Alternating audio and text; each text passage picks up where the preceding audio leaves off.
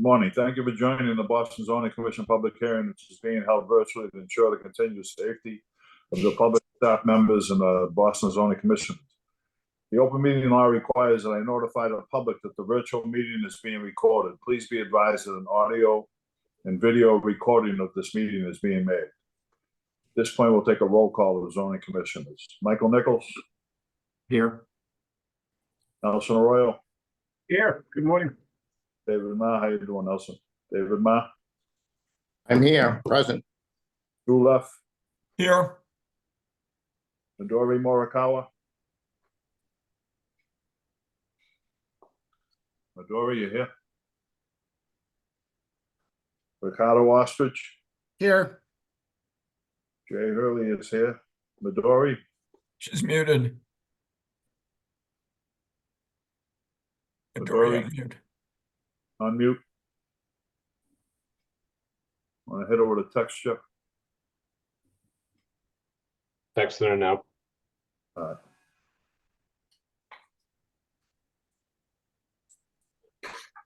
I apologize, I'm here. No problem, Midori. Thank you. 9 o'clock public hearing. This is a hearing before the Boston Zoning Commission to consider. Yeah. Jay, could we take some time to let the interpreters introduce themselves, please? Oh, I'm sorry. I totally screwed up. That was my fault. All Very good. Cyrus. I'm sorry. At this point, we're going to have an introduction of the interpreters for Right, our audience. Sorry. We'll start off with Zendilla and follow that with Jardine. Hello, good evening. My name is Anilda, and I'll be your favorite interpreter for the evening, for the morning. I apologize. Alô, sim, muito bom dia. Meu nome é Zanilda, também serei os intérpretes de Cabo Verdeano durante a reunião de que pela manhã. Obrigada, thank you. Good morning. My name is Jardine, and I'll be your Haitian Creole interpreter for this morning's meeting. Bonjour, non, moi c'est Jardine, et m'a interprété pour en créole haïtien matin pour réunion ça. Terrific. Now we'll go to Bianca and Joan. Good morning. I will be your Spanish interpreter for today. Buenos días. Yo voy a ser su intérprete para español esta mañana. Gracias. Good morning. I'm Joan. I'll be the Cantonese interpreter for this morning's meeting. 各位早晨，我會係今日廣東話嘅翻譯員，一陣間主持人會開啟翻譯頻道。唔該晒。Thank you. Terrific. Then we'll finish off with Avon and New. Right. Good morning. My name is Avon. I will be Mandarin interpreter for this morning. 各位早上好，我是 Avon， 我是今天早上的母语翻譯。Thank you. Good morning. My name is Như. I'll be the Vietnamese interpreter for the meeting this morning. Xin chào mọi người. Tôi tên là Như và tôi sẽ hỗ trợ thông dịch sang tiếng Việt cho buổi họp sáng hôm nay. Xin cảm ơn. Thank you. Terrific. Back to you, Jay. Thank you, sir. Thank you, everyone. This is a hearing before the Boston Zoning Commission to consider a petition for the approval of text amendment application number 524. Honeybees, Articles 2, definitions, 8, regulation of uses, and 89, urban agriculture. The hearing was duly advertised April 18th in the Boston Herald. In the Boston Zoning Commission hearing on petitions, the proponent will first present their case and is subject to questioning by members of the commission only. We are taking support and opposition at the same time. If you're planning to testify, please take the time to verify that your computer microphone is active. Click the hand icon on your Zoom control panel. This will signal staff who would like to speak. When your hand is raised, your hand icon will be blue. If you're calling into the meeting and would like to testify, please dial *9 to raise your hand. When I call for public testimony, a member of the staff will announce your name and allow you to speak. You must unmute your microphone. Your webcam will not be active. Please give your full name, any group affiliation, announce whether you support or oppose the petition. Each speaker will be allowed up to 2 minutes. If necessary, I'll advise you when you have 30 seconds remaining. At that time, please summarize your remarks so the meeting can continue and others may be heard. Finally, the proponents are allowed a brief 5 to 10 minute period for rebuttal if they so desire. Please begin the presentation.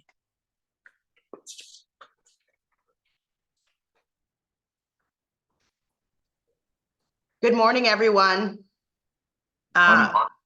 My name is Ruthie Louis-Jean, and I am the president of the Boston City Council. I am so glad to be with all of you this morning. I want to thank the commissioners, and I also want to thank the interpreters. Merci en pile, as a Haitian American, daughter of Haitian immigrants. It's really always great to see language interpretation to make sure that our public meetings are accessible to the public. So thank you to all of our language interpreters. Good morning, Chairman Jay Hurley and distinguished members of the Zoning Commission. Thank you for your service and for your time today to address the important amendment.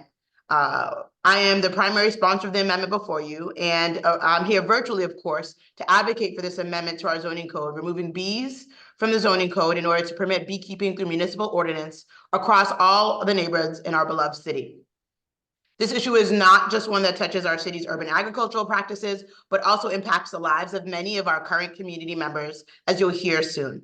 Let me begin by thanking State Representative and former City Councilor Rob Gonsalvo of Hyde Park. He is the one who brought this issue to my attention when constituents brought it to his attention. It was through his introduction that I met a remarkable constituent, Jim Kirker, a local beekeeper who brought light to this issue. He, along with his fellow beekeeping neighbor across the street, Val Mayo and Sheila King, had been inadvertently placed in a position of being unintentional scofflaws under our current zoning regulations. And you'll hear from Val Mayo, who is a dedicated beekeeper and educator in our community with deep family roots in beekeeping that trace back to South Africa. There was a really great a really great Boston Globe article about her and her family, which is on my wall if you haven't seen it. And like many other beekeepers, she's faced overwhelming regulatory hurdles and stress around beekeeping brought about by our restrictive zoning codes here in Boston.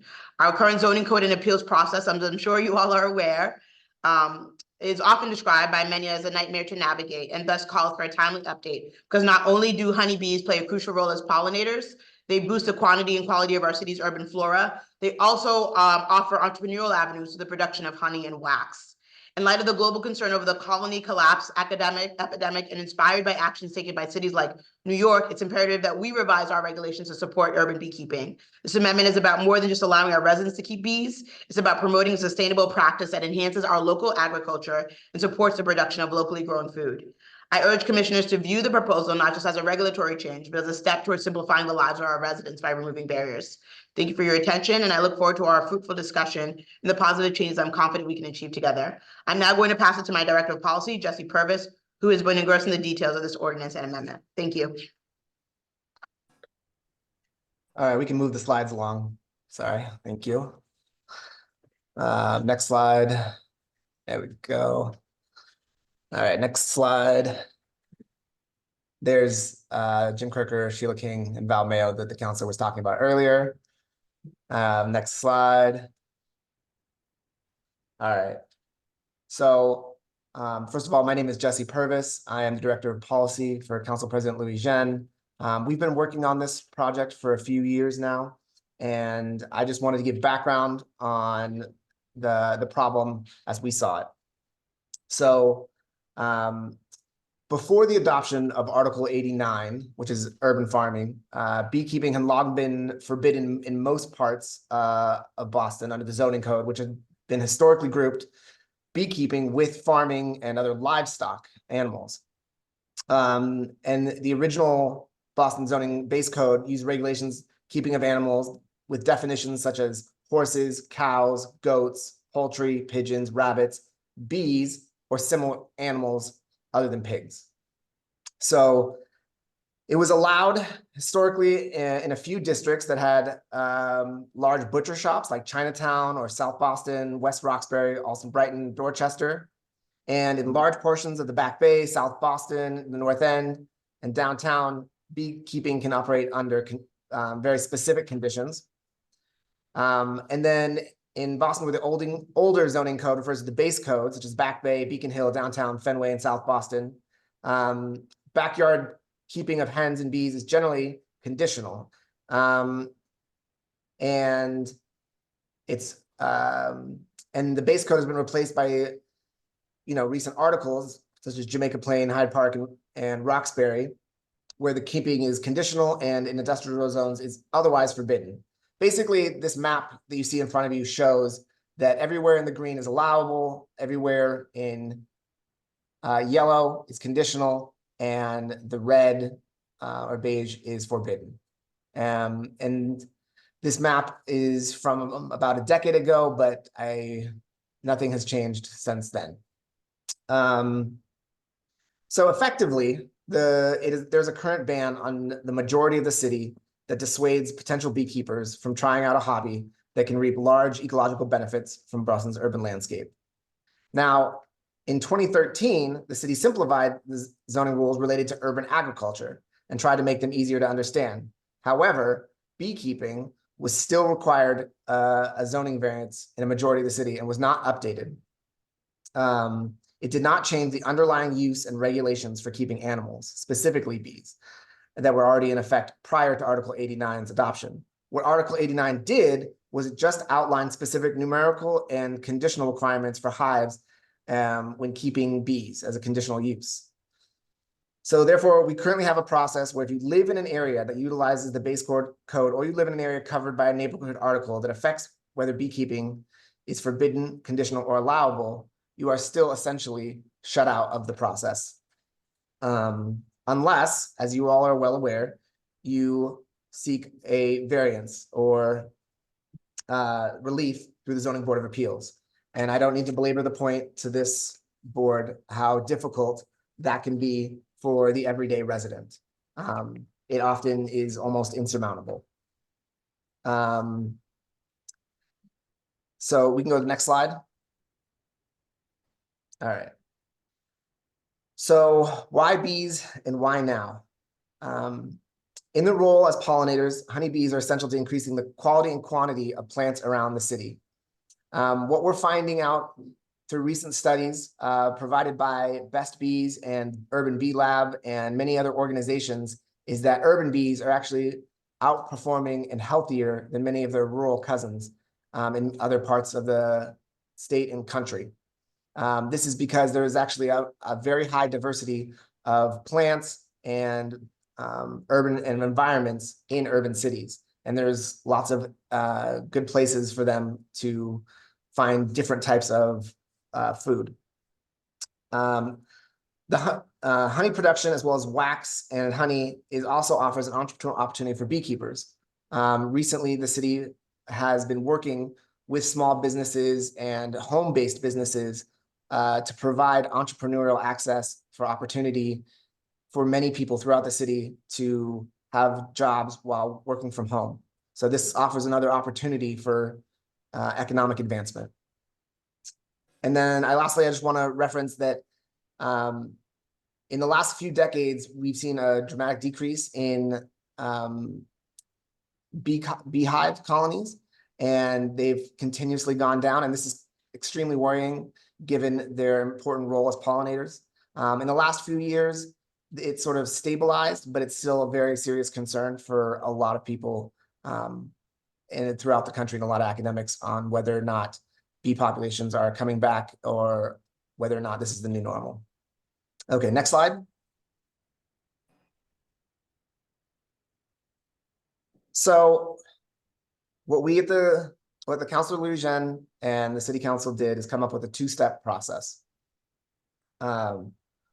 They decided to move beekeeping to municipal code and then make the application to remove from zoning. So what we did is we started with the original regulations from bees in the zoning code, and we moved it directly into the ordinance that was passed through the City Council and eventually signed by the mayor. We also included updates related to best beekeeping practices that would not be suitable in zoning, such as requiring beekeepers to maintain colonies in good working conditions, ensuring adequate water access, responding to take immediate action of any bee swarms, and to remediate nuisance conditions. The ordinance requires enforcement and is under the jurisdiction of ISD to provide any exceptions and exemptions. And there is a $25 simple registration fee. And the text amendment before you today is not part of that ordinance, but it is tied to it because it is required. The ordinance only goes into effect upon the passage of the text amendment. So we didn't want to make any overlap or make anything harder for beekeepers. And I will just reiterate that the city council has held a hearing on March 20th of 2023 and a working session on February of 2023. Both were publicly noticed. And both were approved by the council and signed by the mayor. We've had input on this text amendment and ordinance from Boston area beekeepers, from the BPDA. I also want to thank Jeffrey Hampton for some process guidance as well. We've had help from Chris English at ISD, Shawnee Fletcher, who you'll hear from soon, and Val Mayo, of course, who you will also hear from later on. And yeah, as part of this, we hope to hear from Shawnee and Val Mayo as well. I think that's it from us. That it, Jesse? All right, thank you. Any questions, comments from the commission?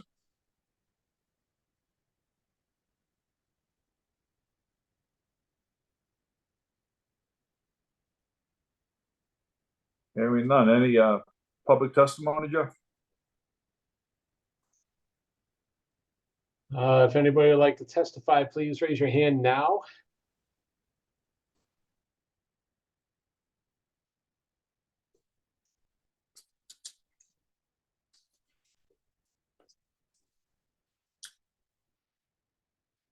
I have a couple of raised hands, Mr. Chairman.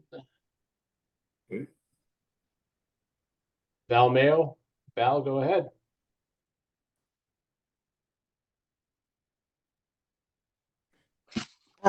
Thank you. So good morning. My name is Val Mayo, and it's already been stated I'm a beekeeper. I just want to thank you for allowing me to speak about this very important issue, the bee ordinance. In approximately 2021, 2 other beekeepers and I found out beekeeping was never legal in most areas of Boston. We were shocked.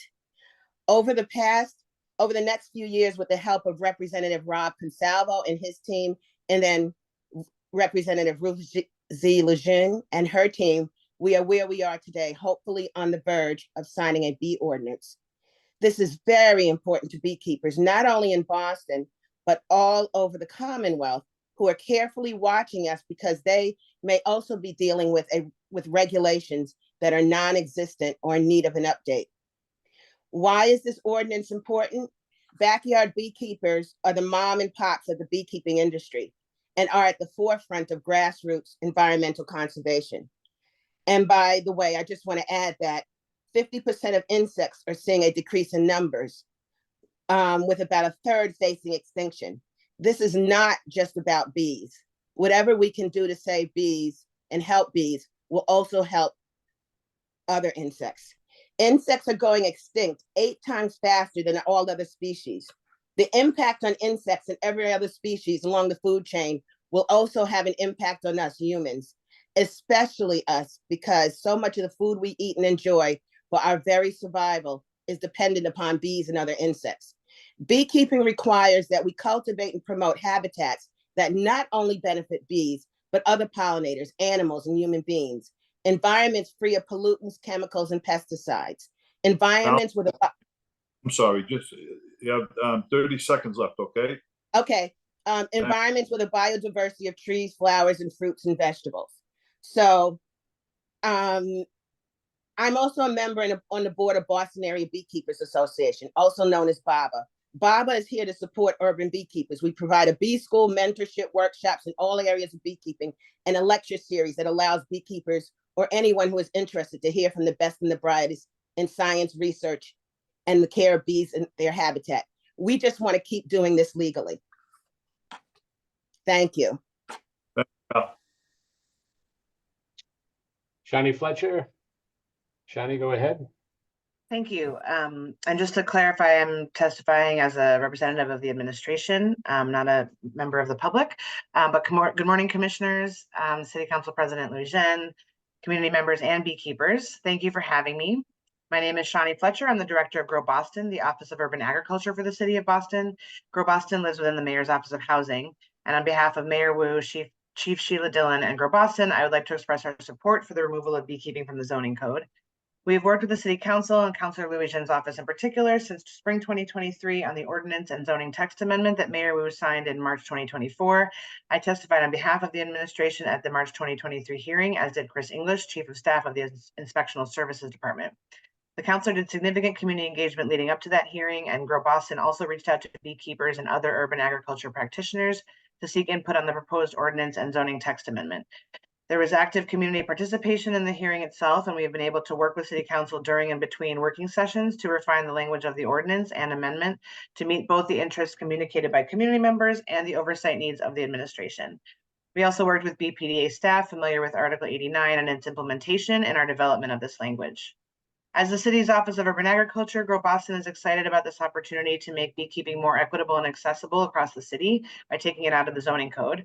We are eager to support this area of urban agriculture through future programming and technical assistance, including as residents navigate the regulatory specifics of the ordinance. And we look forward to working with our colleagues at ISD as they navigate this new aspect of code enforcement. As Jesse mentioned earlier, currently with beekeeping restricted through the zoning code, very few neighborhoods have beekeeping as an allowed or even conditional use. And the vast majority of the city, particularly neighborhoods experiencing low food security and environmental justice disparities, are forbidden from keeping bees on their property.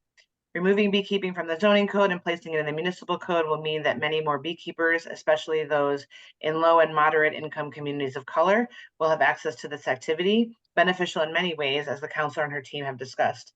And it will also provide clear guidance on how best to keep bees in ways that are well integrated in the increased number of residential areas and favorable to residents. We hope the Zoning Commission will pass this amendment, which will allow the new bee ordinance to go into effect. Thank you. Thank you, Shani.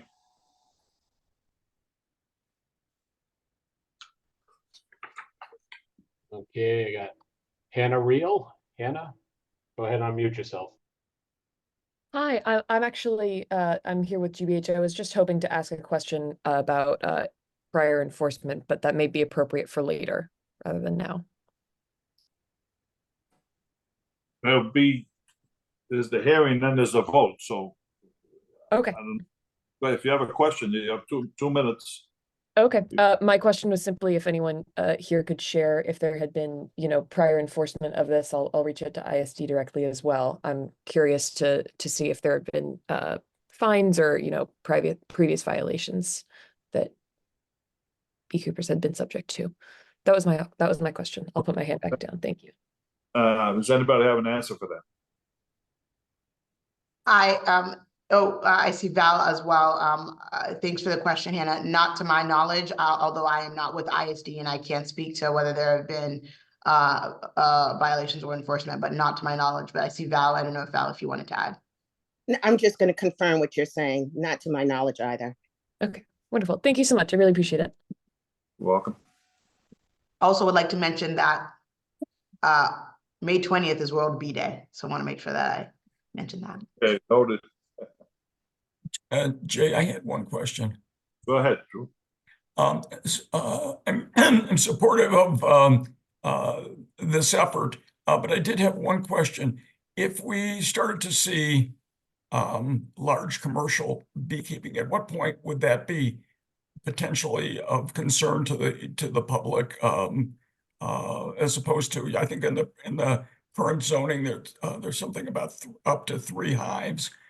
Is there some point when it's 10 hives or something that should be of concern? And maybe that's something that ought to be in the municipal code, but I'd love to hear people's thoughts. About that. Go ahead. That's a great question. The ordinance as written allows for up to 5 hives. Okay.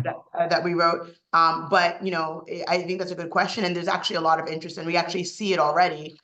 Commercial entities engage in some form of beekeeping. I think that is a good question, but I do think that this is a really good place for us to start around residential beekeeping. I mean, I'm not opposed to commercial enterprise doing it, but at some point it would be, it might be disturbing at some scale. It may be disturbing to people next door.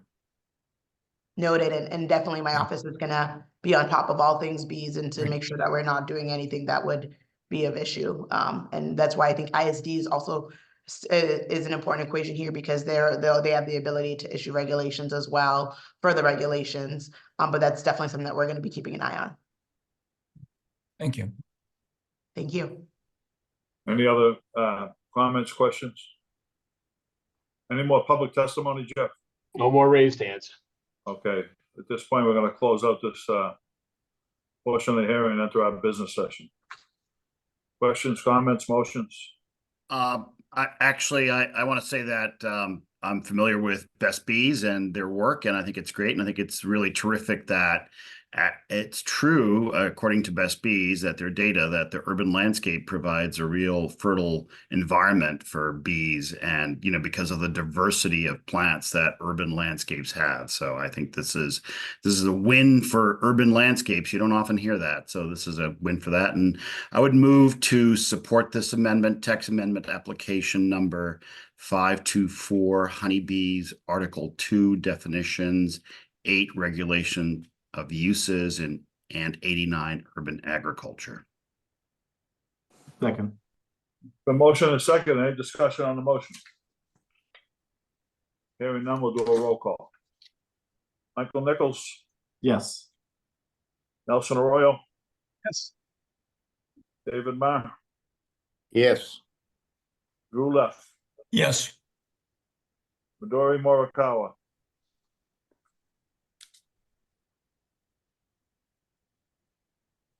Midori? Ricardo Ostrich? Yes. I vote yes, that's 6 votes. Midori? Jeff, you gotta maybe shoot her another text? Yeah, Jay, you weren't able to see it. She went off mute a couple times, so I think she's trying to cast it. She's trying to jump Oh, on. no problem. Can you hear me? Yeah. Now Yes. we can. Yeah. Oh, perfect. Yes. Thank you. You stated yes. Jay Midori said yes. Okay, thank you. I said yes. No Thank you. problem. Thank you. All right, that's 7-0. Congratulations, good luck. Thanks, everyone. Thank Be you. happy. Yeah. Thank you. All righty, thank you. Pretty sweet vote. Yeah. Honey of a vote. I'm so happy. Thank So- you, Val. Would not have happened without you. Thank you, Val. Thank you, and same to Right. you. Thank you. All right. Bye-bye. Take care, have a good day. So the second hearing is postponed, I believe. Jeff? Yeah, and, due to We have a lack of recusal. vote, we will not be able to vote on this. Paula Devereaux from the development team is online, so I'm gonna let her speak. I don't want to speak for her or the development team about their request. So Paula, go ahead. Great, thank you, Jeff, and Chairman Hurley, and through you to the members of the commission. Because one of the commissioners recuses himself from hearings on the dot, which is what we're here for. We're here for Phase B development plan approval. There won't be enough members for to vote on this. So we've decided to postpone this, and Jeff has let me know that it's going to be June 5th at 9 a.m. All right, thank you, Paul. Jeff, we still gonna do something after the meeting? No, we're all set after this, Jake. Okay, well, that's all our business, right? Yes, and then Jeff, we've got just the informational presentation on the ADU zoning. This I'm is talking part. about. Yep. We had a schedule at 9:30.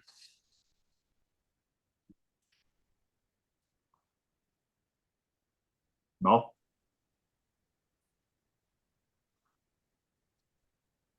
Yep, and I think so I think we can go ahead and sort of pull that up and begin that. And Floor is yours. great. So this was an important part as we embark on zoning reform and are working on major zoning initiatives. We are coming to you all as a commission with these informational presentations at key moments where we're going back out to the public to try and make sure you as a body can be engaged in zoning reform, not just at the very end when we're voting on an item. And so tonight we'll be having a public meeting sort of throughout the city, inviting all kind of neighborhoods that are both eligible for ADUs currently and would be in the future, and sharing some of the analysis that my colleagues Will and JP have done on building and lot patterns in the city and that question of how ADUs may fit in. Cyrus or Joanne, I think they don't have the ability to share their screen on this presentation, and so need to get that ability added for them. Yep, I got it. And as you all know, this is like, we're taking no vote on this item. So if this is something you need to drop off on, this is just an informational presentation to make sure we're responding to the request to engage the commission on some of these major initiatives. So we'll turn it over to the team. Okay, thank you, Kathleen. All right, thank you all. It's a pleasure to be with you this morning. My name is Will Cohen. I'm a planner working with Kathleen and the rest of the crew on this ADU zoning initiative. You know, as Kathleen was just saying, this is a component of many of the things that we're working on here on zoning reform. We've been trying to set out the set of goals that this really is about. And the biggest one is goal number one. This idea that, as the mayor announced at the State of the City, we want to allow ADUs to be built on most residential lots. In many other ways, the other goals follow from that, but they are still productive when it comes to housing production across the city. We want to think about how to better improve small scale regulations for other buildings, allow small scale development to be happening as new construction.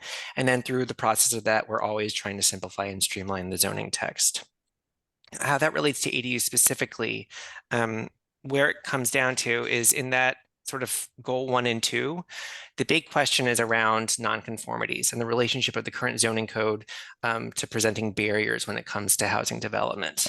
As I think you all know, nonconformities are a particularly substantive issue for ADUs because we're not talking about new development that could conceivably, you know, find some way to work their way through the various restrictions. We're at the situation where, to whatever degree pre-existing nonconformities happen on parcels, that presents a kind of fundamental problem for making renovations to those properties. Because as long as there are pre-existing nonconformities, then further renovations, which basically is exactly what an ADU would effectively be in most circumstances, that's the thing that needs a variance, which presents the fundamental barrier to allowing it to happen as of right. And so this is something we see right now all across the city with other things: dormers, balconies, more rooms, the roof, but all those components are what go in many cases to making an ADU. And so this is sort of a key piece of where we're working.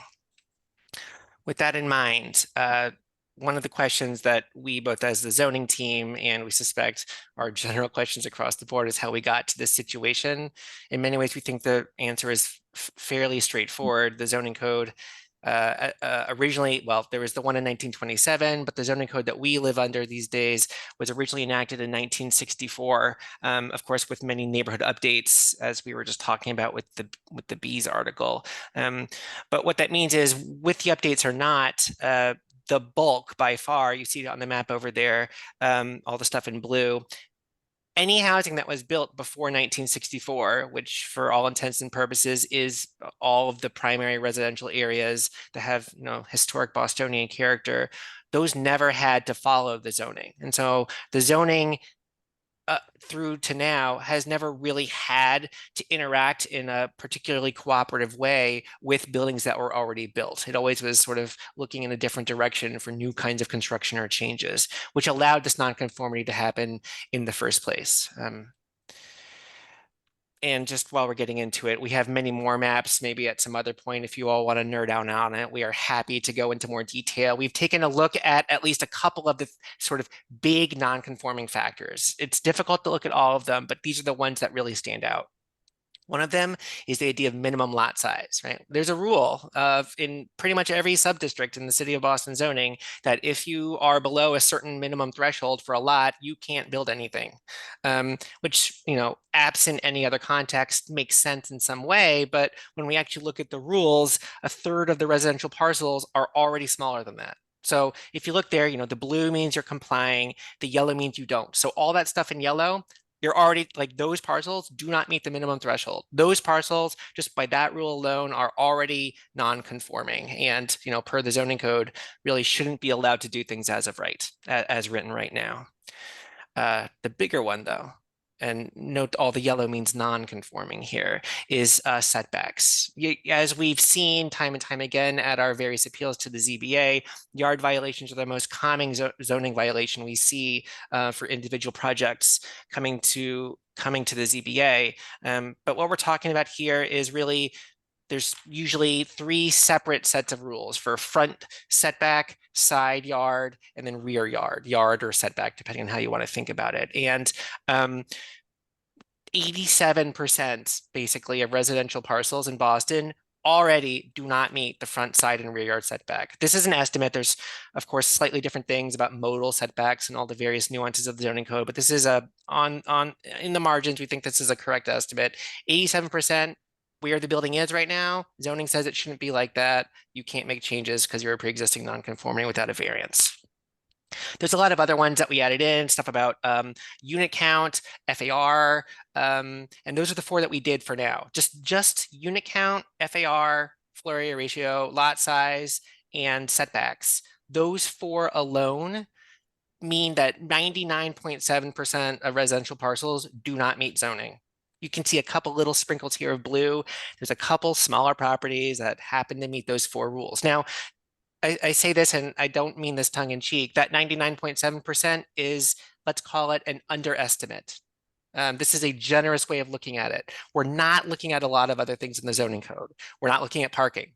We are not looking at, you know, screening and buffering requirements. We're not looking at height, whether it be feet or stories. There's all that other stuff in the zoning code that we don't even need to analyze to know that pretty much everyone is hitting a violation one way or another. So for the purposes of this is a fairly fundamental observation that we're making, that the zoning code as written does not allow or cannot allow as of right ADUs across the city, because there's always something that gets in the way. You know, if the metaphor is whatever about a good prosecutor can always indict a ham sandwich and the ham sandwich is the parcel, you don't even have to be a good prosecutor here. The zoning code does the work for you. I'm going to pass it to JP from here. Hi, I'm JP, Jonathan Palazzolo. I'm an urban designer and architect with the BPDA. So there are a few other high-level observations we had when we were analyzing the built form of the city. And probably the biggest one for me was that there's great levels of heterogeneity in our built form in every neighborhood, on every street, on every block. You have triple deckers next to single story homes, next to old Victorians. Like the built form of the city is just kind of all over the place. And this is part of that rich character that we know and love about the city and we perceive, but it was just interesting to look at it analytically. Next, Will, please. Another observation that we had is that the built form of the city doesn't necessarily accurately signal the amount of units or people living in the building. So for instance, up here in the top left, we have 2 buildings that appear to be large, bulky 6-packs, when in fact they're only 3-unit buildings. In the lower left, we have what look like single-family colonials or Dutch colonials. They're actually 2-family homes. We have lots throughout Southie where that are kind of just, they're not signaling accurately the amount of units. We have triple deckers next to every other type of home you could imagine. Next. And then on top of that, we also have a great variety of the units that are actually happening on each street, on each block, in each neighborhood. It's just kind of all over the place. You don't have a real consistency of units or unit counts in areas. And then that leads into the next slide, where this heterogeneity of unit count doesn't even match the underlining zoning that exists. So everything in with that red X is a unit count that's not allowed in the sub-district here. And if we come to the next slide. And then another, and this one is particularly interesting to me as an architect, we have triple deckers everywhere throughout the city. They take many forms. So like these are many different types of triple deckers, but the triple decker is a quintessentially important Bostonian and New England housing type that happens in every neighborhood on every street. It's all over the place. So it's important that we figure out rules for this ADU zoning that accommodate triple deckers and make sure that ADUs are possible with this type of housing. Next. So I want to take you through actually a real world example of how the existing code applies to triple deckers, for example. So this is a historic triple decker that we all know and love in a 2F 5000 district. And if we go to the next slide, it's got a lot of problems in our current zoning code. So we've overlaid in this green rectangle what is allowable, what that allowable zoning envelope is in the existing code. Everything that's shaded green in the triple decker is what's allowed. Everything in that translucent gray violates the code. So here the building actually sits off center on its lot, so it's already violating the side yard requirements. It's longer than what is allowed, so it's violating both the front and rear yard requirements. And it's also just taller and has more floors than what's allowed. So this is the type of thing we're seeing throughout the city and that we need to kind of solve for as we try to accommodate ADUs. Next. So yeah, this is exactly the point. As we study the built form of the city, this is all in mind of creating an envelope and creating zoning rules that accommodate ADUs. So whatever envelope we end up with needs to make sure that it accommodates a variety of ADUs, because ADUs not only, they need to match the great variety of lots and buildings throughout the city. Next. So just like a high level takeaway of all of those initial observations, every type of home, there's a great amount of variety throughout the city in every neighborhood, in every block. And that form doesn't necessarily signal or match up very well with the zoning code, the number of units, the height of the building, the size of the building, the size of the unit. It doesn't really match appropriately to the existing code. And ADUs are going to have to fit in with this great amount of variety. Triple deckers are an incredibly important part of our urban fabric, and we need to make sure, keep them in mind. They're kind of setting some of the limitations that we're starting to look at. And then the existing toolbox that the code uses, for example, building height, unit count, and FAR, they're not the most accurate way of describing our city, the built form of the city. So we want to look at some other toolboxes as we explore ADU requirements. Next. So then we want to take you through a more thorough analysis of the buildings that exist throughout the city and the lots that they exist on. And all of this is in mind to come up with a set of zoning rules to allow and accommodate ADUs in all neighborhoods of the city. And if we think a little bit less about the building itself and more the space around the building, we notice three high-level sets of patterns that exist. The first one are in these diagrams that you see in the yellow. These are the small, narrow lots with not a lot of space or sometimes no space between buildings. Type B, this is maybe the most interesting for me, at least. This one, it's all sorts of buildings are happening here, but the space between buildings gets to get a little bit bigger. You have a little bit more breathing room. And then type C, these are the largest lots with the most space between buildings. And all of these patterns we're exploring and trying to understand. It's again, with the mind of making sure that we come up with rules that accommodate all types of ADUs for all types of lots and all types of buildings. Like the mayor said, we want ADUs throughout the city. So this is going to take different forms, and it's really important to understand the patterns, the citywide patterns, to make sure we come up with rules for the ADUs. Next. So type A, the first high level set of pattern that we notice, these are occurring on the really narrow, tight lots. Sometimes there's no space between buildings. Sometimes there are little yards, like small side yards, small front yards, but there's not a lot of breathing room around the buildings. And while the building form itself may be highly variable, they are typically narrow and long to accommodate and fit comfortably on those narrow lots. Next. So we're going to take you through some real quick examples. I mean, these are row homes in Roxbury, East Boston, Charlestown. There's no room between buildings here, even when there is, sorry, Will, next slide.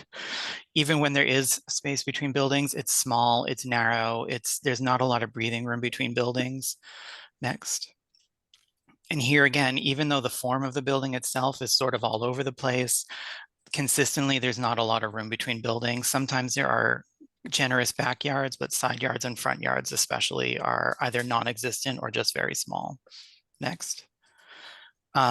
So we started to think about how ADUs might fit into these patterns. So here on these small lots with high lot coverage and not a lot of breathing room, this might be a good example of where you have just a small bump out, a very small intervention in the existing building, just to create just enough living space so that you can create an ADU internal to the building that follows the building code and follows the city requirements for ADUs.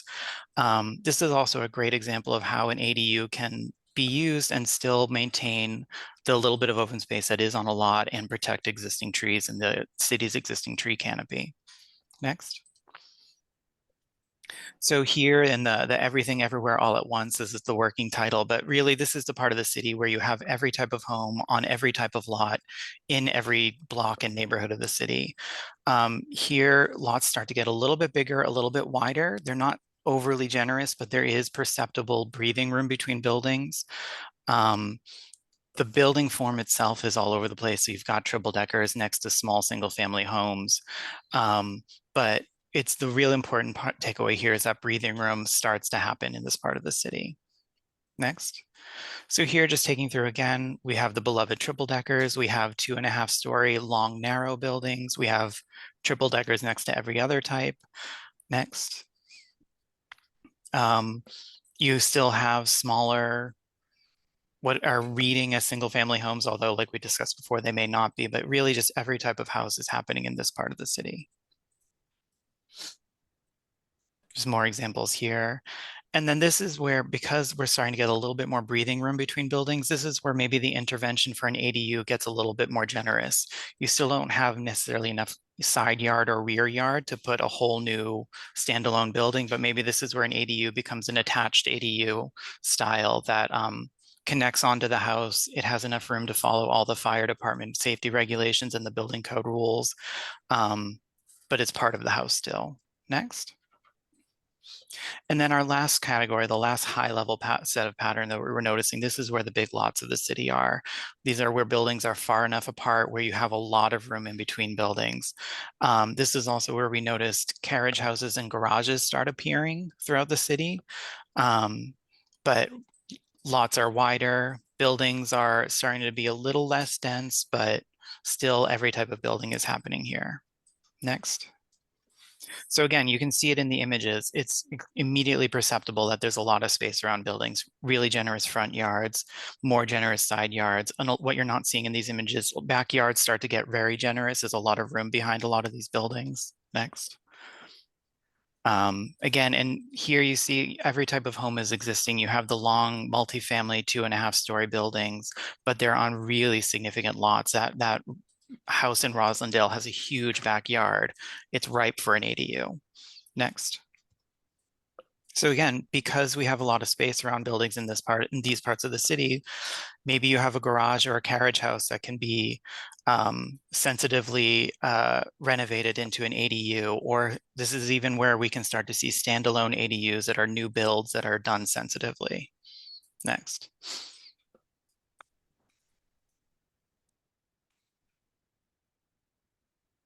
We're flip-flopping a little bit between the parcel scale and the citywide scale, which of course is the task of any good zoning planner. But this work that the urban design team and Jonathan and everyone has been doing to think about what's happening at the individual parcel level is critical for us to be able to have an informed conversation and additional analytic process around what could and should be happening at the citywide scale. And a primary takeaway from this is from these different kinds of lots with those general types is that we can really get a lot of information around that kind of property that we have and the kinds of buildings that happen to likely sit on it using really two primary pieces of information, the width of the lot and the area of the lot. And so our way of getting from the individual parcel scale to thinking about this at a more citywide level has been to use these sort of buckets of parcels with different levels of width and total area to break down the city into different groups so we can see how these patterns make their way across Boston.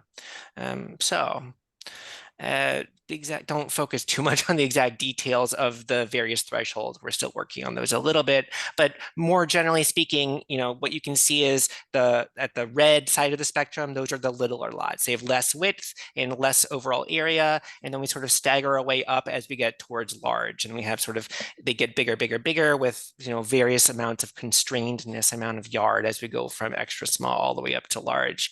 And you see the pattern that I think is probably familiar or perhaps even intuitive to many of us who live in the city. When you're in the more inner downtown neighborhoods, it's primarily super skinny, remarkably small, fairly constrained between different parts or between one parcel and another.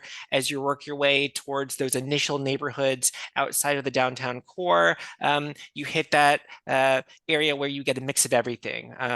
In Mission Hill, Roxbury, Dorchester, you've got some of every single type from extra small all the way up to the large. And then as you work your way out to the neighborhoods a little bit further to the south, you see not a consistent pattern, but a good general pattern of distribution. The key piece here, of course, is that every neighborhood is showing up differently with the pattern. There's no one neighborhood that's all one exact type. And that's going to be critical for us as we think about how these rules could eventually make their way to zoning, because we need to find a way where this can be thought through systematically across the city.